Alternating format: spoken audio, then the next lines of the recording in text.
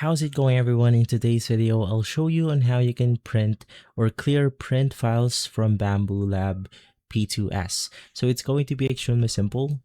Basically, there's two ways to do this, which is to delete them from the Bambu Lab Studios or from the on-screen display on your printer. So first things first, on Studio, you want to click Device, click Storage, you want to click on Model, and then from here you will be able to spot all of your models, which will then look something like this.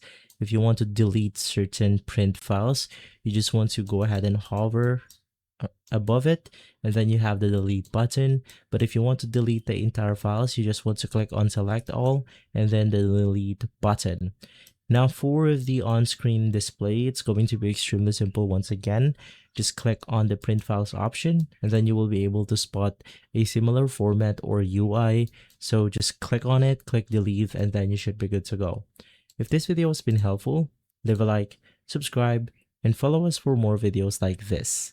Thanks for watching.